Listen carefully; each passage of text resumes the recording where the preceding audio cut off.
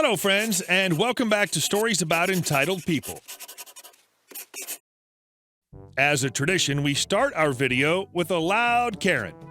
Don't forget to subscribe to the channel and turn on notifications so you don't miss a new video every single day. Here we go. Karen versus Karen in the library. Hi, my name's Karen, little K Karen. I was in my hometown this weekend and drove past the branch library where I misspent so much of my youth. Reminded me of this story. I very rarely had to go downtown to the Mothership Library, 5 stories, almost a city block, but that day I was in the main reading room doing research. As usual, the room had quite a few homeless people, all mostly keeping to themselves and enjoying the air conditioning. It was brutally hot that day. There were several rows of rectangular tables, each with 6 chairs, giving folks plenty of room to spread out. Suddenly, I hear this plop. An armload of magazines slams down on the table across from me. Karen sits down and only then asks if she can share the table because she doesn't want to sit near homeless people. I don't recall the exact words, but she was not trying to be tactful at all, nor quiet. Several occupied tables were within earshot. She sits there for about 25 minutes and never shuts up. She has the magazines, cooking magazines, strewn all over the table. She wants to talk about recipes. She wants to profess her love for some grocery store she used to visit back home that makes Publix look like crap. She wants to talk about what a nasty city this is, and she really wants to talk about how the library is being ruined by vagrants and bums and they should not be allowed inside. I was doing my best to just and instead of actually answering her, hoping she would STFU. My simmering dislike of her went up to boiling hatred when she started tearing recipes out of the magazines. I finally looked her right in the eye and told her to stop it. She tried to sputter and I said, "Geez, just take pictures with your phone." She vibrates in place for about 20 seconds, then decides my behavior is too offensive to endure, so she slams her stuff together, leaving the half-destroyed magazines in a messy pile, and does the flounce and bounce. As she's walking away, I see a notebook she left on the table. I think about it for a minute, then pick it up, run after her, and give it to her. Very saccharine sweet. "You forgot this?" And she had to pretend to be thankful. Pretty lame, right? But wait. What you need to know about this library was that parking was in a giant garage about a block and a half away, and library patrons could park there for 3 hours free with validation slip from the library. You handed them your ticket at the reference desk, and they'd staple the slip to it. No slip, you paid the hourly rate indicated by your time punch ticket. It was like $2.50 an hour. No ticket, you paid the daily rate, which at that time was about $20. When I picked Karen's notebook up, I could see the little ticket sticking out of the top with the slip stapled to it. When I handed Karen her notebook, well, golly gosh, where did that ticket go? Shame. Hope you had a 20 in that giant purse, Karen. Destroying books should be a felony, even only magazines. She deserved worse. And our next story. Landlord tries to evict us in the middle of winter.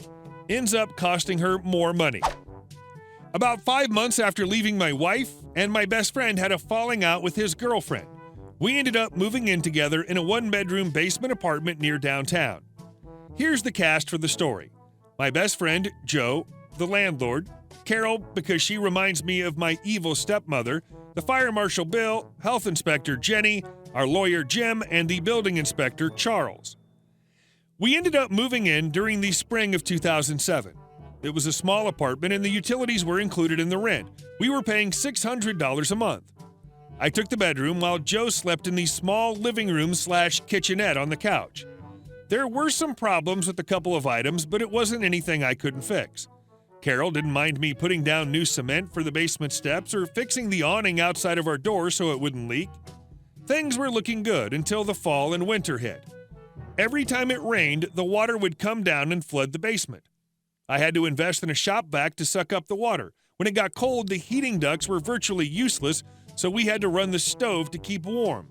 This worked out okay until February the next year when Carol got her electric bill. I worked nights and was sleeping when she came down and told Joe that we had to leave because her electric was so high. He tried to explain to her that the heat down here didn't work and we were freezing. She didn't care. Joe wakes me up and tells me this. I was not having it. Joe and I went down to City Hall and went to the board health office. This is where we met Jenny. We explained our situation to her, and she set up a time to investigate it with Bill and Charles. About 3 days later, Jenny, Bill, and Charles show up at Carol's door and demand to investigate the basement. Carol is PO'd. As they all come into our apartment, they start listing all the violations, such as inadequate heat, unpadded carpet flooring, no second egress, exit, no access to fuse panels or circuit breakers. Carol started arguing with Joe about this. She didn't want to talk to me because I was white and Joe was black as she was, but Joe is Blackfoot. She's Haitian. Even still, Joe didn't like her. Carol, why did you call them? Joe, I didn't. Carol, who did? Me, I did. Carol, you had no right to do this. We don't have a lease. Me, oh no? What do you call this then?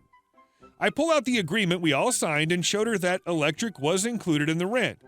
Jenny and Charles looked at it as well and said this does constitute a tenancy at will agreement. She was ordered by the city to repair and bring the basement up to code as long as we were living there. About 2 weeks later, HVAC contractors show up and start working on putting a separate heating system in for the basement. Also, a county sheriff showed up about another 4 weeks after with letters of eviction for both Joe and I. In Massachusetts, eviction cases go through civil court, but the tenant's lawyer can have the case moved to housing court. Housing court leans more towards the tenant than the landlord. We speak to our lawyer, Jim, who believes we can get our security deposit back, but not much else. Joe's looking to move in with his new girlfriend, and I'm planning on taking her old place, which is only around the block from where we live now. In the meantime, while we're still there at her house, she still has to get it up to code, and we don't have to pay her. We show up to housing court when Jim tells us our hearing is. Carol does show up with her lawyer. We wait quietly on the other side of the hall while Jim goes in to speak to Carol and her attorney. Jim gives her the proposal for her to pay our security deposit back and Jim's fee. She refuses the offer, and Jim tells her we will go to trial then. He comes back and tells Joe and I this and says he will call us when we have to appear. We agree, and we all leave. As we're leaving, I see Carol having an argument with the meter maid who's writing her a ticket for not putting money in the meter. Joe and I are laughing so hard as we drive by her. After Joe and I moved out, she settled for the deposit and lawyer's fees. I ended up getting $600 back. But after we left, the inspectors all came back and told her she couldn't rent out the basement anymore. Another $1,100 in both mine and her attorney fees, plus my $600. She ended up putting the house on the market. No one would buy it. I think to this day it's still up for sale. Any takers? And our last story. Are these circumstances extenuating enough for you? I'm the warranty head for a retailer dealing in large machinery. The vendor sells to us, we sell to the customer, then I deal with any warranty claims on behalf of the customer. We also sell attachments for the large machinery, like grapples and hammers, which have their own warranty terms. We purchased a set of grapples in 2017 and kept them in stock until finally installing them onto a machine that we sold last month. Immediately, they started having issues. No problem. We went out and replaced a $1,700 part that had failed. I submitted the claim to the grapple company.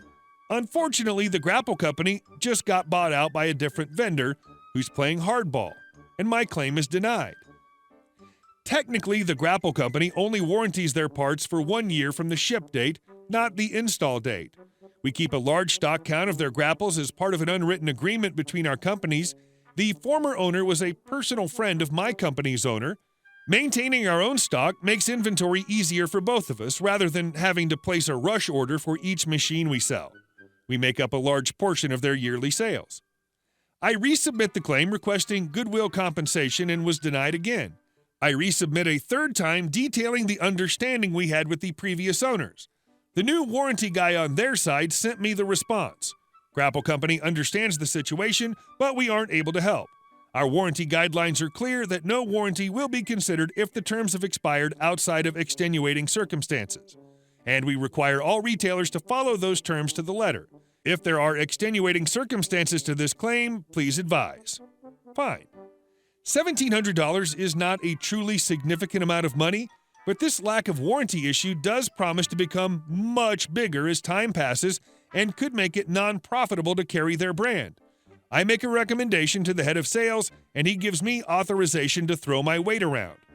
I email them back saying, "We appreciate you must follow warranty guidelines as written.